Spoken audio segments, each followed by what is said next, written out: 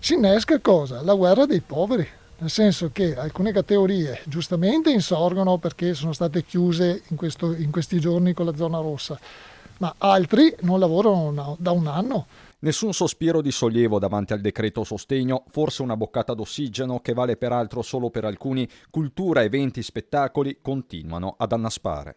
Tutto un mondo che è completamente bloccato da un anno e quindi non si vede alba. Alba rimandata a causa vaccino, tanto che il presidente della CNA di Treviso si pone una domanda tutt'altro che retorica. È stato giusto pensare a mettere in sicurezza solo le categorie più a rischio o era giusto pensare anche a dare opportunità ad alcune categorie produttive? In ballo non ci sono singoli bilanci, ma molto di più. Sta saltando il livello della coesione sociale, che è la cosa più brutta in assoluto. A dimostrarlo, del resto, sono le tante proteste spontanee che stanno prendendo forma sul territorio. Alcuni operatori del fitness sono pronti a riaprire per lunedì 22, così come parrucchieri ed estetiste, pronti anche alle sanzioni se necessario, come a Conegliano. Più in generale, mentre Confcommercio Veneto conferma la fiducia a Draghi e parla di novità positive, la Confartigianato dice che le risorse non bastano. Bene per tutti il superamento della logica di codice Ateco, ma resta il problema della soglia del calo di fatturato per ottenere l'indennizzo.